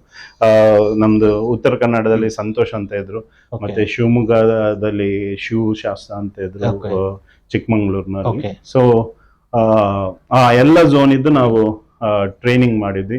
ಆ ಅದರಿಂದಾಗಿ ತುಂಬಾ ನಮ್ಮ ಅವರಿಗೆ ಒಳ್ಳೆ ಟ್ರೈನಿಂಗ್ ಸಿಕ್ತು. ಮತ್ತೆ ಒಂದು ಯೂತ್ ಕಾಂಗ್ರೆಸ್ನವರಿಗೆ ಇಲ್ಲಿ, ಯಾಕಂದ್ರೆ ಬಿಜೆಪಿಯಲ್ಲಿ ತಾವು ನೋಡ್ಬೋದು ಹೊಸ ಮುಖಗಳಿಗೆ ಕೊಟ್ಟಿದ್ದಾರೆ, ಆದ್ರೆ ಯುವಕರಿಗೆ ಜಾಸ್ತಿ ಅವರು ಅವಕಾಶ ಕೊಡ್ಲಿಲ್ಲ. ಸೊ ನಮ್ಮಲ್ಲಿ ಯುವಕರಿಗೆ ಯುವ ಕಾಂಗ್ರೆಸ್ ನಿಂದ ಬಹಳಷ್ಟು ಅವಕಾಶಗಳು ನಿಮ್ಮಲ್ಲಿ ಯುವ ಕಾಂಗ್ರೆಸ್ ನಿಂದ ಸಂಘಟನೆಗೆ ಅವಕಾಶ ಸಿಗ್ತಾ ಇದೆ. ಆದ್ರೆ ಚುನಾವಣೆ ಅಂತ ಬಂದಾಗ ಬಹುಶಃ ಉಡುಪಿ ಜಿಲ್ಲೆ ಆಗಿರ್ಬೋದು, ದಕ್ಷಿಣ ಕನ್ನಡ ಜಿಲ್ಲೆಯಲ್ಲಿ ಎಲ್ಲೂ ಒಂದ್ ಕಡೆ ನೋಡಿದ್ರೆ ದಕ್ಷಿಣ ಕನ್ನಡದಲ್ಲಿ ಮಿಥುನ್ ರೈ ಅವ್ರನ್ನ ಹೊರತುಪಡಿಸಿ ಬೇರೆ ಉಡುಪಿ ಜಿಲ್ಲೆ ಅಂತ ಬಂದಾಗ ಎಲ್ಲೂ ಕೂಡ ಯುವಕರನ್ನ ಒಂದು ರೀತಿಯಲ್ಲಿ ಚುನಾವಣೆಗೆ ಸ್ಪರ್ಧಿಸುವ ನಿಟ್ಟಿನಲ್ಲಿ ಆಗಿರ್ಬೋದು ಅಥವಾ ಚುನಾವಣೆಗೆ ಅವ್ರನ್ನ ಮುಂದೆ ಕಳಿಸುವ ನಿಟ್ಟಿನಲ್ಲಿ ಎಲ್ಲೂ ಒಂದ್ ಕಡೆ ಹಿಂದೇಟಾಗ್ತಾ ಇದಾರ ಅಂತ. ಇಲ್ಲ, ಖಂಡಿತವಾಗ್ಲೂ ಈ ಬಾರಿಯ ಚುನಾವಣೆಯಲ್ಲಿ ನಮ್ಗೆ ಡಿ ಕೆ ಶಿವಕುಮಾರ್ ಅವರು ಇರ್ಬೋದು, ಬಿ ಕೆ ಹರಿಪ್ರಸಾದ್ ಸರ್ ಅವರು ಇರ್ಬೋದು, ಅಥವಾ ಇಲ್ಲಿಯ ಕಾರ್ಯಾಧ್ಯಕ್ಷರಾಗಿ ಇನ್ಚಾರ್ಜ್ ಇರುವ ಮಂಜುನಾಥ್ ಭಂಡಾರಿ ಅವರು ಇರ್ಬೋದು, ಅವ್ರದ್ದೆಲ್ಲ ಥಾಟ್ ಪ್ರೊಸೆಸ್ ಏನಿದೆ, ಮುಂದಿನ ಪೀಳಿಗೆ ಲೀಡರ್ಸಿಗೆ ಅವಕಾಶ ಕೊಡ್ಬೇಕಂತೇಳಿ. ಸೊ ದೇ ಆರ್ ಅಬ್ಸರ್ವಿಂಗ್ ಯಾರು ಒಳ್ಳೆ ಕೆಲಸ ಮಾಡ್ತಾರೆ, ಯಾರು ಹೋರಾಟ ಮಾಡ್ತಾರೆ. ಖಂಡಿತವಾಗ್ಲೂ ನಮ್ಗೆ ಭರವಸೆ ಇದೆ ಮುಂದಿನ ಚುನಾವಣೆಯಲ್ಲಿ ಯುವಕರಿಗೆ ಅವಕಾಶ ಖಂಡಿತವಾಗ್ಲೂ ಸಿಗುತ್ತದೆ. It's a long due Udupi district. ಅಂದ್ರೆ ಮುಂದಿನ ಒಂದು ರಾಜಕೀಯವಾಗಿ ಒಂದು ದೃಷ್ಟಿಯಲ್ಲಿ ಇಟ್ಕೊಂಡು ಅಥವಾ ಪಕ್ಷವನ್ನ ಬೆಳೆಸುವ ನಿಟ್ಟಿನಲ್ಲಿ ಯುವಕರಿಗೆ ಮಣೆ ಹಾಕುವಂತದ್ದು ಅತ್ಯವಶ್ಯಕ. ಅದೇ ರೀತಿಯಲ್ಲಿ ಆ ಒಂದು ಲಿಸ್ಟ್ ನಲ್ಲಿ ವಿಶ್ವಾಸ್ ವಿ ಅಮೀನ್ ಅವರು ಇರ್ತಾರ? ಖಂಡಿತವಾಗ್ಲೂ ನಾನು ಪ್ರಯತ್ನ ಮಾಡ್ತೇನೆ, ನಾನು ಆಕಾಂಕ್ಷಿಯೂ ಹೌದು. ಸೊ ಯುವಕರಿಗೆ ಹೊಸ ಮುಖಕ್ಕೆ ಬಹಳಷ್ಟು ಇಲ್ಲಿ ಅವಕಾಶ ಇದೆ. ವಿಶೇಷವಾಗಿ ಡಿ ಕೆ ಶಿವಕುಮಾರ್ ಅವರು ಈಗ ಮುಖ್ಯಮಂತ್ರಿ ಆದ್ಮೇಲೆ ಅವ್ರ ಕರಾವಳಿ ಮೇಲೆ ಫೋಕಸ್ ಇದೆ. ನಾನು ಅದೇ ಕೇಳ್ಬೇಕು ಅನ್ಕೊಂಡಿದ್ದೆ. ಡಿ ಕೆ ಶಿವಕುಮಾರ್ ಅವರು ಕರಾವಳಿ ಮಲೆನಾಡಿಗೆ ಸಂಬಂಧಪಟ್ಟಾಗ ಹೊಸದಾಗಿ ಒಂದು ಯೋಜನೆ ಕೂಡ ತರುವ ಸಾಧ್ಯತೆ ಇದೆ ಅನ್ನುವ ಪ್ರವಾಸೋದ್ಯಮ ಕೃತ ಒಂದು ಮಾತು ಕೂಡ ಕೇಳಿ ಬರ್ತಿರುವಂತದ್ದು. ಕರಾವಳಿಯನ್ನೇ ಹೆಚ್ಚಿನದಾಗಿ ಅವರು ಏನು ಕಾನ್ಸಂಟ್ರೇಷನ್ ಮಾಡ್ತಾರೋ ಅನ್ನೋ ಚರ್ಚೆ ಕೂಡ ಇರುವಂತದ್ದು. ಡಿ ಕೆ ಶಿವಕುಮಾರ್ ಅವರು ಮುಖ್ಯಮಂತ್ರಿ ಆಗಿರುವಂತದ್ದು ಕರಾವಳಿಯ ರಾಜಕೀಯದ ಮೇಲೆ ಯಾವ ರೀತಿಯಾದ ಪ್ರಭಾವ ಬೀರುತ್ತೆ? ಖಂಡಿತವಾಗ ಅವರು ಈಗಷ್ಟೇ ಅಧಿಕಾರ ವಹಿಸಿಕೊಂಡು ಆಲ್ರೆಡಿ ಒಂದು ಟೂರಿಸಂ ನ ಮೀಟಿಂಗ್ ಅನ್ನ ಬ್ಯಾಂಗ್ಳೂರಲ್ಲಿ ನಡೆಸಿದ್ದಾರೆ. ಸೊ ಅವ್ರದ್ದು ಫೋಕಸ್ ಏನಿದ್ರು ಇಲ್ಲಿ ಡೆವಲಪ್ಮೆಂಟ್ ಬೇಕಿದ್ರೆ ಕರಾವಳಿಯಲ್ಲಿ ವಿಶೇಷವಾಗಿ ಇವತ್ತು ಕಾಂಗ್ರೆಸ್ ಅಭಿವೃದ್ಧಿ ಆಗ್ಬೇಕು, ಇಲ್ಲಿಯ ಜನರು ಅಭಿವೃದ್ಧಿ ಆಗ್ಬೇಕಾದ್ರೆ ಒಂದು ಕೋಸ್ಟಲ್ ಪಾಲಿಸಿಯನ್ನು ಮಾಡ್ಲಿಕ್ಕಿದ್ದಾರೆ. ಒಂದು ಟೂರಿಸಂ ಇರ್ಬೋದು, ಮತ್ತೆ IT ಹಬ್ಸ್ ಇರ್ಬೋದು. ಟೂರಿಸಂ ವೈಸ್ ಏನಂದ್ರೆ ಈಗೇನು ನಮ್ದು 9 ಗಂಟೆಗೆ 8 ಗಂಟೆಗೆ ನಮ್ದು ಎಲ್ಲ ಕ್ಲೋಸ್ ಆಗ್ತದೆ. ಸೊ ಬೀಚ್ ಟೂರಿಸಂಗೆ 24 ಅವರ್ ಓಪನ್ ಇಡುವಂತದ್ದು, ಅಥವಾ ಏನ್ ಲೈಸೆನ್ಸ್ ಗಳನ್ನ ನೀಡುವಂತದ್ದು ಇರ್ಬೋದು. ಮತ್ತೆ IT ಹಬ್. ಸೊ ನಮ್ಮವರೆಲ್ಲ ಈಗ ಕೊಳ್ಳಿ ರಾಷ್ಟ್ರಗಳಿಗೆ, ಬೆಂಗಳೂರಿಗೆ, ಬೇರೆ ರಾಜ್ಯ ದೇಶಗಳಿಗೆ ಜಾಬ್ ಹೊಡ್ಕೊಂಡು ಹೋಗ್ತಿದ್ದಾರೆ. ಅಂತ ಪರಿಸ್ಥಿತಿ ಈ ಪಾಲಿಸಿಯನ್ನು ಇಂಪ್ಲಿಮೆಂಟ್ ಮಾಡಿದ್ರೆ ನಮ್ಗೆ ಬಹಳಷ್ಟು ಉದ್ಯೋಗ ಕರಾವಳಿ ಕೂಡ ನಾವು ಆ ಕಡೆ ಹೋಗೋಕ್ಕಿಂತ ಅಲ್ಲಿನವ್ರು ಇಲ್ಲಿಗೆ ಬರುವಂತ ಪರಿಸ್ಥಿತಿ ಬರ್ತದೆ. ಅದೇ ರೀತಿ ಟೂರಿಸಂ ವೈಸ್ ಈಗ ಮೀನುಗಾರರು ಇರ್ಬೋದು, ಅಥವಾ ಕರಾವಳಿಯಲ್ಲಿ ಇರುವ ಎಲ್ಲ ಜನರು ಇರ್ಬೋದು, ಈಗ ಎಲ್ಲಾ ಸಮಾಜದ ಜನರು ಇರ್ಬೋದು. ಸೊ ನಮ್ಗೆ ಹೋಮ್ ಸ್ಟೇಸ್ ಮಾಡ್ಲಿಕ್ಕೆ ಒಂದು ಸೆಕೆಂಡ್ ಸ್ಟ್ರೀಮ್ ಆಫ್ ಇನ್ಕಮ್ ಬರುತ್ತೆ. ಶಾಪ್ಸ್ ಇರ್ಬೋದು, ಪ್ರತಿಯೊಂದು ಒಂದು ಕಡೆ ಜಾಬ್ ಕ್ರಿಯೇಟ್ ಆಗುತ್ತೆ, ಇನ್ನೊಂದು ಕಡೆ ಡೆವಲಪ್, ಟೂರಿಸಂ ಕೂಡ ಇಂಪ್ರೂವ್ಮೆಂಟ್ ಆಗುತ್ತೆ. ಅದರಿಂದ ಯೂತ್ಗೆ ತುಂಬಾ ಹೋಪ್ ಇದೆ, ಕಾಂಗ್ರೆಸ್ ಇಂದ ತುಂಬಾ ಹೋಪ್ ಇದೆ. ಈ ಕೆಲಸವನ್ನು ಮಾಡಿದ್ರೆ ಖಂಡಿತವಾಗ್ಲೂ ಯುವಕರಿಗೆ ಕೆಲಸನೂ ಸಿಗುತ್ತೆ, ಉದ್ಯೋಗನೂ ಸಿಗುತ್ತೆ, ಬಿಸ್ನೆಸ್ ಸಿಗುತ್ತೆ. ಹೋಪ್ ಇದೆ, ಕಾಂಗ್ರೆಸ್ ಮೇಲೆ ಹೋಪ್ ಇದೆ. ಆದ್ರಿಂದ ಮುಂದಿನ ಚುನಾವಣೆಯಲ್ಲಿ ನಾವು ಇಲ್ಲಿ ಅಸೆಂಬ್ಲಿ ಚುನಾವಣೆಯಲ್ಲಿ ಗೆಲ್ಲುವಂತ ಪರಿಸ್ಥಿತಿ ಬರ್ತದೆ, ಕೇಂದ್ರದಲ್ಲೂ MP ಚುನಾವಣೆಯಲ್ಲೂ ಗೆಲ್ಲುವಂತ ಪರಿಸ್ಥಿತಿ. ವಿಶ್ವಾಸ್ ಅವರೇ, ಈಗ ಪ್ರಮುಖವಾಗಿ ಉಡುಪಿ ಜಿಲ್ಲೆ ಅಂತ ಕರಾವಳಿ ಭಾಗ ಅಂತ ಬಂದಾಗ ಇಡೀ ರಾಜ್ಯದಲ್ಲೇ ಚರ್ಚೆ ಆಗುವಂತದ್ದು ಇದು RSS ನ ಭದ್ರಕೋಟೆ, ಬಿಜೆಪಿಯ ಭದ್ರಕೋಟೆ. ಇಲ್ಲಿ ಕಾಂಗ್ರೆಸ್ಗೆ ಗೆಲ್ಲಕ್ಕೂ ಭಾರಿ ಕಷ್ಟ ಇದೆ ಅನ್ನೋ ಮಾತಿದೆ. ಆದ್ರೆ ನಾನು ನೇರವಾಗಿ ಕೇಳ್ತೀನಿ, ಉಡುಪಿ ಜಿಲ್ಲೆಯಲ್ಲಿ 5 ವಿಧಾನಸಭಾ ಕ್ಷೇತ್ರಗಳು ಬಿಜೆಪಿ ಹಿಡಿತದಲ್ಲಿ ಪ್ರಸ್ತುತ ಇರುವಂತದ್ದು. ಎಲ್ಲರೂ ಕೂಡ ಅದು ಕಾರ್ಕಳ ಹೊರತು ಎಲ್ಲವೂ ಕೂಡ 10-15 ಸಾವಿರ ಲೀಡಲ್ಲಿ ಕೂಡ ಗೆದ್ದಿರುವಂತದ್ದು. ಬಿಜೆಪಿಯ ಭದ್ರಕೋಟೆ ಆಗಿರುವಂತಹ ಉಡುಪಿ ಜಿಲ್ಲೆಯನ್ನ ಕಾಂಗ್ರೆಸ್ಗೆ ಛಿದ್ರ ಮಾಡಕ್ ಸಾಧ್ಯ ಇದೆಯಾ? ಆಕ್ಚುಲಿ ಅದೊಂದು ರೀಸನ್ ಅಷ್ಟೇ. ಬಿಜೆಪಿ ಭದ್ರಕೋಟೆ ಅಂತ. ಆಕ್ಚುಲಿ ಕರಾವಳಿ ಯಾವತ್ತಿದ್ರು ಕಾಂಗ್ರೆಸ್ನ ಭದ್ರಕೋಟೆ. ನೀವು ಐತಿಹಾಸಿಕವಾಗಿ ನೋಡ್ಕೊಂಡು ಬಂದ್ರೆ ಏನಂದ್ರೆ ಜನರಲ್ಲಿ ಅವರೊಂದು ಧರ್ಮದ ಉನ್ಮಾದವನ್ನ ಮಾಡ್ತಿದ್ದಾರೆ. ಸೊ ಡಿವೈಡ್ ಮಾಡಿ ಇದು ಮಾಡ್ತಿದ್ದಾರೆ. ಆದ್ರೆ ಜನರಿಗೆ ಇವತ್ತು ಅರ್ಥ ಆಗಿದೆ. ನಾವು ಯಾಕೆಂದ್ರೆ ಕಾಂಗ್ರೆಸ್ನವರು ಖಂಡಿತವಾಗ್ಲೂ ನಾವು ಧರ್ಮವನ್ನ ಗೌರವಿಸ್ತೇವೆ. ಆದ್ರೆ ನಮ್ದು ಏನು ಡಿಫ್ರೆನ್ಸ್ ಅಂದ್ರೆ ನಾವು ಅದನ್ನ ರಾಜಕೀಯಕ್ಕೆ ಬಳಸಲ್ಲ. ನಾವು ಮತ್ತೆ ನಮ್ಮ ಧರ್ಮವನ್ನ ಪ್ರೀತಿಸ್ತೇವೆ, ಇತರ ಧರ್ಮವನ್ನ ಗೌರವಿಸ್ತೇವೆ. ಅದೇ ನಮ್ಮ ಭಗವದ್ಗೀತೆಯಲ್ಲೂ ಅದನ್ನೇ ಹೇಳಿರೋದು. ಸೊ ಇವರು ಧರ್ಮವನ್ನ ಈಗ ಬೇರೆ ಬೇರೆ ರೀತಿ ಯೂಸ್ ಮಾಡ್ತಾರೆ. ಜನರ ಇಶ್ಯೂಸ್ ಈಗಷ್ಟೇ ನೀಟ್ ಸ್ಕ್ಯಾಮ್ ಆಗಿದೆ. ಸೊ ಅಷ್ಟು ಜನ more than 20 people ಸತ್ತಿದ್ದಾರೆ. ಎಷ್ಟು ಜನ ಸಾಲ ಮಾಡಿ ಇದು ಮಾಡಿ ಇದಾಗಿದೆ. ಆದ್ರೆ ABVP ಇರ್ಬೋದು, ಯುವ ಮೋರ್ಚೆ ಇರ್ಬೋದು, ಅವರೊಂದು ಬಾಯಿ ಬಿಚ್ಚಲಿಲ್ಲ. ನಿರಂತರವಾಗಿ ನಡೀತಿರುವಂತ ಸ್ಕ್ಯಾಮ್ಗಳು. ಈಗ ಸೋಷಿಯಲ್ ಮೀಡಿಯಾ ನೋಡಿದ್ರೆ ಎಥನಾಲ್ ಬಗ್ಗೆ ಬರ್ತಿದೆ, ಅವರ ಮಕ್ಕಳು ಉದ್ಧಾರ ಆಗ್ಬೇಕಂತ ಹೇಳಿ ಇಡೀ ದೇಶದ ಜನರನ್ನ ಬಲಿ ಕೊಡುವಂತ ಪರಿಸ್ಥಿತಿ ಇದೆ. ಮತ್ತೆ ಇವತ್ತು IT ಇಂಪ್ರೂವ್ ಆಗ್ಲಿಲ್ಲ, ಟೂರಿಸಂ ಇಂಪ್ರೂವ್ ಆಗ್ಲಿಲ್ಲ ಅಂದ್ರೆ ಇದೇ ಕಾರಣ. ಇಲ್ಲಿ ನಡೆಯುತ್ತಿರುವಂತ ಇವರ ರಾಜಕೀಯ ಲಾಭಕ್ಕೋಸ್ಕರ ಅಂದ್ರೆ ಬಿಜೆಪಿಯವರು ತಮ್ಮ ರಾಜಕೀಯ ಲಾಭಕ್ಕಾಗಿ ನೀವು ಹೇಳಿದ ಹಾಗೆ ಆ ಹಿಂದುತ್ವದ ಅಸ್ತ್ರ ಆಗಿರ್ಬೋದು, ಬೇರೆ ಬೇರೆ ಅಸ್ತ್ರಗಳನ್ನ ಬಿಡ್ತಾ ಇದೆ. ಅಂದ್ರೆ ಬಿಜೆಪಿಯ ಹಿಂದುತ್ವ ಆಗಿರ್ಬೋದು, ಅವರ ಒಂದು ಸಿದ್ಧಾಂತಗಳಿಗೆ ಕಾಂಗ್ರೆಸ್ನ ಯಾಕೆ ಸೆಡ್ಡೊಡಕ್ಕಾಗ್ತಿಲ್ಲ, ಅಥವಾ ಕಾಂಗ್ರೆಸ್ಗೆ ಬೇರೆ ಅಸ್ತ್ರಗಳೇ ಇಲ್ವಾ? ಇಲ್ಲ, ಖಂಡಿತ ನೀವು ಹೇಳಿದಾಗೆ ಒಂದು ರೀತಿಯಲ್ಲಿ ಅಸ್ತ್ರ ಏನ್ ಹೇಳಿದ್ರಿ ನಾವು, ಚುನಾವಣೆ ಅಂದ್ರೆ ಹೇಳಿದ್ರೆ ಯುದ್ಧ ಅಂದ್ರೆ ಹೇಳಿದ್ರೆ ಆ ಯುದ್ಧದಲ್ಲಿ ಹಲವಾರು ಅಸ್ತ್ರಗಳು ಇರ್ಬೇಕು. ಸೊ ನಮ್ಮಲ್ಲೂ ವಿ ಶುಡ್ ಹ್ಯಾವ್ ಅಸ್ತ್ರ. ಈಗ ಪೊಲಿಟಿಕಲ್ ಅಲ್ಲಿ ಹೇಗೆ ಸ್ಟ್ರಾಟಜಿ ಮಾಡ್ಬೇಕು, ಏನ್ ಮಾಡ್ಬೇಕಂತ. ಸೊ ಡೆವಲಪ್ಮೆಂಟ್ ಈಸ್ ಅವರ್ ಅಸ್ತ್ರ. ಮತ್ತೆ ಈಗ ನಾವು ಖಂಡಿತವಾಗ್ಲೂ ನಮ್ಮಲ್ಲಿ ಚೇಂಜಸ್ ಆಗ್ತಿದೆ, ಟ್ರೈನಿಂಗ್ ಆಗ್ತಿದೆ, ಜನರಿಗೆ ಅವೇರ್ನೆಸ್ ಕೊಡ್ತಿದ್ದೇವೆ. ಈಗ SIR ತಕೊಳ್ಳಿ, SIR ಸೆಂಟ್ರಲ್ ಗವರ್ಮೆಂಟ್ ಇಂದ ಮಾಡ್ತಿದ್ದಾರೆ SIR. ಆದ್ರೆ ಬಿಜೆಪಿಯಲ್ಲಿ ಯಾವುದೇ ರೀತಿಯ ಟ್ರೈನಿಂಗ್ ಇಲ್ಲ, BLOಗಳಿಗೆ ಟ್ರೈನಿಂಗ್ ಇಲ್ಲ, ಏನಿಲ್ಲ. ಅವರು ವೋಟ್ ಚೋರಿ ಮಾಡ್ಲಿಕ್ಕೆ ನೋಡ್ತಿದ್ದಾರೆ ಬಿಟ್ರೆ ಬೇರೆ ಏನ್ ಮಾಡ್ತಿಲ್ಲ. ಆದ್ರೆ ನಾವು ಇವತ್ತು ಬಹಳಷ್ಟು ನಮ್ಮಲ್ಲಿ ಪ್ರತಿ ಹಂತದಲ್ಲೂ SIR ನ ಟ್ರೈನಿಂಗ್ ಇರ್ಬೋದು, ಅವೇರ್ನೆಸ್ ಮಾಡ್ತಿದ್ದೇವೆ. ನಮ್ಮ ಜಿಲ್ಲೆಯಲ್ಲಿ ಸಹ ಇವತ್ತು BLAಗಳು ಅತಿ ಹೆಚ್ಚು ಯಾವ ಪಕ್ಷದಿಂದ ಆಗಿದೆ ಅಂದ್ರೆ ಅದು ಕಾಂಗ್ರೆಸ್ ಪಕ್ಷದಿಂದನೇ ಆಗಿದೆ. ಅಂದ್ರೆ ಇಲ್ಲಿಗ ನಿರಂತರವಾಗಿ ನೀವು ಕೂಡ ಹೋರಾಟಗಳನ್ನ ಮಾಡ್ತಾರ ಎಲ್ಲರೂ. ಓಕೆ, ಎಲ್ಲೂ ಒಂದ್ ಕಡೆ ನೋಡಿದ್ರೆ ಬಿಜೆಪಿ ಕೂಡ ಹೊಸ ಮುಖಗಳಿಗೆ ಉಡುಪಿಯಲ್ಲಿ ಅವಕಾಶವನ್ನ ಕೊಟ್ಟಿದ್ದಾರೆ. ಕಾಂಗ್ರೆಸ್ ಅಲ್ಲಿ ಬಹುಶಃ ಹಳೆ ನಾಯಕರುಗಳಾಗಿರ್ಬೋದು, ಹಳೆ ನಾಯಕರ ಹಳೆ ಐಡಿಯಾಗಳಾಗಿರ್ಬೋದು, ಹಳೆಯ ಅವರ ಒಂದು ಚುನಾವಣೆಯ ಸ್ಟ್ರಾಟಜಿಗಳು ಅವು ವರ್ಕ್ ಆಗ್ತಾ ಇಲ್ಲ, ಯುವಕರಿಗೆ ಅವಕಾಶ ಕೊಡ್ಬೇಕು, ಹೊಸ ಹೊಸ ಸ್ಟ್ರಾಟಜಿಗಳನ್ನ ಮಾಡ್ಬೇಕು ಅನ್ನೋ ಮಾತಿದೆ. ಹೌದಾ? ಹೌದು, ಖಂಡಿತ. ಹಳೆ ಬೀರು ಹೊಸ ಚಿಗುರು ಎಲ್ಲ ಮಿಶ್ರಣ ಬೇಕು. ಹಿರಿಯರನ್ನು ಅಷ್ಟು ಸುಲಭದಲ್ಲಿ ಇದು ಮಾಡ್ಲಿಕ್ಕಾಗಲ್ಲ, ಅವ್ರಿಗೆ ತುಂಬಾ ಎಕ್ಸ್ಪೀರಿಯನ್ಸ್ ಇರುತ್ತೆ. ಆದ್ರೆ ಫ್ರೆಶ್ ಫೇಸ್ ಏನಿದೆ, ಅಥವಾ ಈಗ ಜೆನ್ಜಿ ಏನಿದೆ, ಸೊ ಅವರದ್ದು ಎಕ್ಸ್ಪೆಕ್ಟೇಷನ್ ಬೇರೆ ಇರುತ್ತೆ. ಸೊ ಬ್ಯಾಲೆನ್ಸ್ ಬೇಕಾಗ್ತದೆ ಖಂಡಿತವಾಗ್ಲೂ. ಹೊಸ ಮುಖಗಳಿಗೆ ಅಂದ್ರೆ ಯೂತ್ ಅಂತಲ್ಲ, ಹೊಸ ಮುಖಗಳಿಗೆ ಅವಕಾಶ ಕೊಟ್ಟಾಗ ಒಂದು ಆಂಟಿ ಇನ್ಕಂಬೆನ್ಸಿ ಅಂತ ಇರೋದಿಲ್ಲ. ಅದು ಖಂಡಿತ ಎಲ್ಲ ಕಡೆನೂ ಪ್ರೂವ್ ಆಗಿದೆ. ಇವತ್ತು ಬಿಜೆಪಿ ಅವರು ಸರ್ವೈವ್ ಆಗಿದ್ರೆ ಈ ಜಿಲ್ಲೆಯಲ್ಲಿ 2 ಕಡೆನೂ ಚೇಂಜಸ್ ಮಾಡಿದ್ರು. ಲಾಸ್ಟ್ ಮಿನಿಟ್ ಅವರು ಎಲ್ಲ ಕ್ಯಾಂಡಿಡೇಟ್ಸ್ ಅನ್ನು ಅಭ್ಯರ್ಥಿಗಳನ್ನು ಕೂಡ ಚೇಂಜ್ ಮಾಡಿದ್ರು. ಆದ್ರಿಂದ ಅದು ಅವರಿಗೆ ಬಹಳಷ್ಟು ಪ್ಲಸ್. ನಾವು ಒಂದ್ 2-3 ಸೀಟ್ ಗೆಲ್ತಿದ್ವಿ. ಸೊ ಅದೊಂದು ಖಂಡಿತವಾಗ್ಲೂ ಕ್ವಶನ್ ಮಾರ್ಕ್ ಇದೆ. ಅದೇ ರೀತಿಯಲ್ಲಿ ರಾಜಕೀಯ ಅಂತ ಬಂದಾಗ ಸಹಜವಾಗಿ ಒಂದಲ್ಲ ಒಂದು ನಿರೀಕ್ಷೆಗಳು ಒಬ್ಬ ರಾಜಕಾರಣಿ ಆದವನಿಗೆ ಇದ್ದಾರೆ. ಹಾಗೆ ವಿಶ್ವಸ್ವಿ ಅವರು ಏನ್ ರಾಜಕೀಯವಾಗಿ ಏನ್ ನಿರೀಕ್ಷೆ ಇಟ್ಕೊಂಡಿದ್ದಾರೆ? ಈಗ DK ಶಿವಕುಮಾರ್ ಸರ್ ಅವರು ಯಾವಾಗ್ಲೂ ಹೇಳ್ತಾರೆ, ಶುಭಗಳಿಗೆ ಶುಭ ಮುಹೂರ್ತ ಬಂದಾಗ ಯಾರನ್ನು ನಿಲ್ಲಿಸಬೇಕಾಗಲ್ಲ ಅಂತ. ಅದರಲ್ಲಿ ಬಿಲೀವ್ ಮಾಡುವವರು. ಮತ್ತೆ ಯಾವಾಗ್ಲೂ ಅವರು ಹೇಳೋದಿದೆ, ಕರ್ಮಣ್ಯವಾಧಿಕರಸ್ತು ಮಾ ಫಲೇಷು ಕದಾಚನ. ಸೊ ನಮ್ದು ಕೆಲಸ ನಾವು ಮಾಡ್ತಿದ್ದೇವೆ, ಫಲ ಪಕ್ಷ ಕೊಡ್ತದೆ, ಅಬ್ಸರ್ವ್ ಮಾಡ್ತಿದ್ದಾರೆ. ಇನ್ನಷ್ಟು ಹಾರ್ಡ್ ವರ್ಕ್ ನಮ್ಮಿಂದ ಎಲ್ಲಿ ಕಮ್ಮಿ ಆಗಿದೆ. ಈಗ ನಾನು ಜಿಲ್ಲಾ ಅಧ್ಯಕ್ಷನಾಗಿದ್ದೆ, ಜಿಲ್ಲಾ ಯುವ ಕಾಂಗ್ರೆಸ್ ಅಧ್ಯಕ್ಷ ಚುನಾವಣೆ ಸೋತು ಗೊತ್ತು. ಸೊ ನಾನು ಯಾವತ್ತು ಬಂದು ಯಾಕೆ ನಂಗೆ ಓಟ್ ಕೊಡ್ಲಿಲ್ಲ, ಯಾರು ಯಾಕೆ ನಂಗೆ ಮೋಸ ಮಾಡಿದ್ರಿ ಅಂತ ಅಲ್ಲ, ಯಾಕೆ ನಂಗೆ ಓಟ್ ಕೊಡ್ಲಿಲ್ಲ ಅಂತ ನಂಗೆ ಕೇಳಿಲ್ಲ. ಯಾಕಂದ್ರೆ ಹೈಯೆಸ್ಟ್ ಓಟ್ಸ್ ನಾನೇ ಮಾಡಿದ್ದು. ಬಟ್ ಸೋಲಾಯ್ತು. ಬಟ್ ನನ್ನಿಂದ ಏನ್ ಮಿಸ್ಟೇಕ್ಸ್ ಇದೆ, ನನ್ನಿಂದ ಎಷ್ಟು ಎಫರ್ಟ್ ಕಮ್ಮಿ ಇದೆ, ನಾನ್ ಬೇರೆ ಅವನ ಹಾಗೆ ಮಾಡಿದ, ಇವ್ರ ಹಾಗೆ ಮಾಡಿದ ಅಂತ ಹೇಳ್ತಿಲ್ಲ. ನಾನು ಎಲ್ಲಿ ತಿದ್ಕೊಳ್ಬಹುದು, ಎಲ್ಲಿ ನಾನು ಇನ್ನಷ್ಟು ಎಫರ್ಟ್ ಹಾಕ್ಬೋದು, ಆ ಎಫರ್ಟ್ ಅನ್ನು ಖಂಡಿತವಾಗ್ಲೂ ಆಗ್ತಿದೆ. ಪಕ್ಷ ಎಲ್ಲವನ್ನು ಗಮನಿಸ್ತದೆ. ಸೂಕ್ತ ಸಮಯದಲ್ಲಿ ಎಲ್ರಿಗೂ ಅವಕಾಶ ಸಿಗ್ತದೆ. ಕಾಂಗ್ರೆಸ್ ನಲ್ಲಿ ಸ್ವಲ್ಪ ತಾಳ್ಮೆ ಬೇಕು, ತಾಳ್ಮೆಯಲ್ಲಿ ಇದ್ದೇನೆ. ಆದ್ರೆ ಈ ಬಾರಿ ಅಂತೂ ಒಂದು ಆಕಾಂಕ್ಷಿ. ಈಗ ನಾನದೇ ಕೇಳ್ಬೇಕು ಅನ್ಕೊಂಡಿದ್ದೆ, 2028ರ ಚುನಾವಣೆಗೆ ಇನ್ನು ಹತ್ತತ್ರ ಇನ್ನು 1.25 ವರ್ಷಗಳು ಮಾತ್ರ ಈಗ ಬಾಕಿ ಉಳಿದಿರುವಂತದ್ದು. ಅದರಲ್ಲಿ ಮಧ್ಯೆ ಹಲವಾರು ಚುನಾವಣೆಗಳು ಕೂಡ ಬರ್ತವೆ. 1.25 ವರ್ಷ ನಿಮ್ಗೆ ಉಳಿದಿರುವಂತದ್ದು. 2028ರ ಚುನಾವಣೆಯಲ್ಲಿ ವಿಶ್ವಾಸ ಅವರಿಗೆ ಟಿಕೆಟ್ ಸಿಗುವ ವಿಶ್ವಾಸ ಇದೆಯಾ? ಖಂಡಿತವಾಗ್ಲೂ ಕಾಂಗ್ರೆಸ್ ಪಕ್ಷದ ಯಾವುದೇ ಕಾರ್ಯಕರ್ತ ಟಿಕೆಟ್ ಕೇಳುವಂತದ್ದು ಒಂದು ಹಕ್ಕಾಗಿರುತ್ತೆ.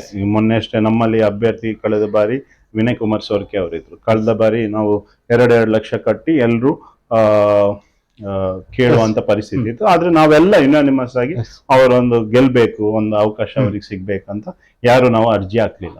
ಆದ್ರೆ ಈ ಬಾರಿ ಮೊನ್ನೆ ನಾನು ಅವರದೇ ಪ್ರಚಾರ ಸಮಿತಿಯ ಸಭೆಯಲ್ಲಿ ನೋಡಿದ್ದೇನೆ, ಎಲ್ರು ಅವರ ಹಕ್ಕನ್ನು ಕೇಳ್ಬೇಕಂತ. ಆ ರೀತಿಯಲ್ಲಿ ನಾವು ನಮ್ಮ ಹಕ್ಕನ್ನ ಕೇಳುವಂತ ಕೆಲಸವನ್ನ ಮಾಡ್ತೇವೆ. ಆದ್ರೆ ಯಾರಿಗ್ ಕೊಟ್ರು ನಾವು ಅವ್ರ ಪರವಾಗಿ ಕೆಲಸ ಮಾಡ್ತೇವೆ. ನಮ್ಗೆ ಅವಕಾಶ ಸಿಕ್ಕಿದ್ರೆ ಖಂಡಿತವಾಗ್ಲು ಅದು ಗೆಲ್ಲುವ ರೀತಿಯಲ್ಲಿ ಕೆಲಸ ಮಾಡಲಿಕ್ಕೆ ಸಿದ್ಧ. ಅಂದ್ರೆ 2028 ವಿಧಾನಸಭೆ ಚುನಾವಣೆಯಲ್ಲಿ ವಿಶ್ವಾಸ್ ಅವರು ಟಿಕೆಟ್ ನ ಪ್ರಬಲ ಆಕಾಂಕ್ಷಿ. ಖಂಡಿತ 100%. ಓಕೆ, ಅದೇ ರೀತಿಯಲ್ಲಿ ಇಲ್ಲಿ ಬಿಜೆಪಿ, ನಾನು ಹೇಳಿದ ಹಾಗೆ ಬಿಜೆಪಿಯಲ್ಲಿ ಪ್ರಬಲವಾಗಿ ಈಗ ಪ್ರಸ್ತುತ ನೆಲೆಯೂರಿರುವಂತದ್ದು ಬಿಜೆಪಿಯ ವೈಫಲ್ಯಗಳಾಗಿರ್ಬೋದು, ಇಲ್ಲಿನ ಶಾಸಕರುಗಳ ವೈಫಲ್ಯಗಳಾಗಿರ್ಬೋದು, ಅಥವಾ ಕೇಂದ್ರ ಸರ್ಕಾರದ ವೈಫಲ್ಯಗಳ ವಿರುದ್ಧ ಒಬ್ಬ ಕಾಂಗ್ರೆಸ್ ಪಕ್ಷ ನಿಷ್ಠಾವಂತ ಕಾರ್ಯಕರ್ತನಾಗಿ ಒಬ್ಬ ಜವಾಬ್ದಾರಿಯುತ ಸಂಘಟನೆ ಜವಾಬ್ದಾರಿ ಇಟ್ಕೊಂಡು ಮುಂದಿನ ದಿನಗಳಲ್ಲಿ ಯಾವ ರೀತಿಯಾದ ಹೋರಾಟಗಳನ್ನ ಮಾಡಿ ಸಮಸ್ಯೆಗಳನ್ನ ಜನರು ಮುಂದಿಡುವ ಪ್ರಯತ್ನವನ್ನ ಮಾಡ್ತೀರಾ? ಖಂಡಿತವಾಗ್ಲೂ ನಾವು ಇವತ್ತು ಫೀಲ್ಡ್ಗೆ ಹೋಗಿ ಗೋ ಟು ದ ಸ್ಟ್ರೀಟ್ಸ್ ಆಗಿ ಹೋರಾಟ ಮಾಡ್ಬೇಕಾಗ್ತದೆ. ಇವತ್ತು ನಮ್ಮಲ್ಲೇ ನಮ್ಮ ಕಾಂಗ್ರೆಸ್ನವರೇ ಸೇರೋದು, ನಾವೇ ಮೀಟಿಂಗ್ ಮಾಡಿ ಅದೊಂದು ಭಾಗ. ಅದ್ರ ಜೊತೆ ಪಬ್ಲಿಕ್ ಹೋಗಿ, ಜನರಿಗೆ ಹೋಗಿ, ಇವತ್ತು ಕೆಲವು ಕಡೆ ಬಹಳಷ್ಟು ಯೋಚನೆ ಮಾಡ್ತಿದ್ದಾರೆ, ಏನಾದ್ರು ಬಿಜೆಪಿ ಅವರ ವಿರುದ್ಧ ಮಾತಾಡಿದ್ರೆ ನಾವೇನೋ ಟಾರ್ಗೆಟ್ ಆಗ್ತೇವೇನೋ, ಅದನ್ನೊಂದು ಬಿಟ್ಟು ಬದಿಗೆ ಇಟ್ಟು ನಾವು ಹೋಲ್ ಹಾರ್ಟೆಡ್ ಆಗಿ ಹೋರಾಟ ಮಾಡ್ತಾ ಹೋದ್ರೆ ಜನರಿಗೂ ರೀಚ್ ಆಗ್ತದೆ, ಇಶ್ಯೂಸ್ ಗೊತ್ತಾಗ್ತದೆ. ಈಗ ಹೇಳ್ಬೇಕಾದ್ರೆ ಏನು ರಾಮ ಮಂದಿರದ ಇಶ್ಯೂ ನಮ್ಮಲ್ಲಿ ಮಂದಿರ ಆಗಿರ್ಬೋದು, ನೀಟ್ ಆಗಿರ್ಬೋದು, ಬೇಸಿಕ್ ಆಗಿ ಈಗ ಎಲ್ಲದರಲ್ಲೂ ನಾವು ಹೋಪ್ ಲೂಸ್ ಮಾಡಿದ್ದೇವೆ. ಯಾಕೆಂದ್ರೆ ಒಂದು ರಾಮ ಮಂದಿರ, ಈಗ ನಮ್ಮ ಉಡುಪಿಯಲ್ಲಿ ಪರಶುರಾಮನ ಕತೆ, ಅಲ್ಲಿ ರಾಮನ ಕತೆ ಬಹಳಷ್ಟು, ಹೌದು, ಇದ್ರಲ್ಲಿ ರಾಜಕೀಯ ಮಾಡ್ಲಿಕ್ಕೆ ಬೇಡ, ಆದ್ರೆ ಬಹಳಷ್ಟು ಬೇಸರದ ಸಂಘ. ನಾವು MLA ಮೇಲೆ, MP ಮೇಲೆ, ಅವ್ರ ಮೇಲೆ, ಇವ್ರ ಮೇಲೆ ಬೆರಳು ತೋರಿಸೋದ್ಕಿಂತ ನಾವೊಂದು ಹಿಂದೂ ಧರ್ಮದಲ್ಲಿ ಇದ್ದು ಇವತ್ತು ಬಹಳಷ್ಟು ಎಲ್ರಿಗೂ ಒಂದು ಇಡೀ ವಿಶ್ವಕ್ಕೆ ಖುಷಿ ಆಗಿತ್ತು, ಇಂಥ ಒಂದು ಕ್ಷೇತ್ರ ಆಗಿದೆ, ಕೆಲಸ ಆಗಿದೆ ಅಂತ ಪಕ್ಷಾತೀತವಾಗಿ ಎಲ್ರಿಗೂ ಆಗಿತ್ತು. ಆದ್ರೆ ಇವತ್ತು ಬೇರೆಯವರು ಮಾತಾಡುವಂತ ರೀತಿಯಲ್ಲಿ ನಮ್ಗೆ ಬಹಳಷ್ಟು ದುಃಖ ಬರ್ತಿದೆ. ಇಂಥ ಒಂದು ಪರಿಸ್ಥಿತಿ ಆಗ್ಬಾರ್ದಿತ್ತು. ಸೊ ಅಲ್ಲೇ ಉಳಿಲಿಲ್ಲ, ಅಲ್ಲೇ ಕಳ್ತನ ಮಾಡ್ತಿದ್ದಾರೆ, ಆಗಿದೆ, ಹೋಗಿದೆ. ಸೊ ಬೇರೆ ಏನಂತ ಒಂದು ಹಂತದಲ್ಲಿ ರಾಜಕೀಯದ ಮೇಲೆ ನಮ್ಗೆ ಬೇಸರ ಅನಿಸ್ತದೆ, ಬೇಕಾ ಬೇಡ ಅಂತ. ಆದ್ರೆ ಖಂಡಿತವಾಗ್ಲೂ ಏನು ಕೇಂದ್ರ ಸರ್ಕಾರದ ವೈಫಲ್ಯ ಇದೆ ಅದರ ವಿರುದ್ಧ ನಿರಂತರವಾಗಿ ಹೋರಾಟವನ್ನು ಮಾಡ್ತಾರೆ.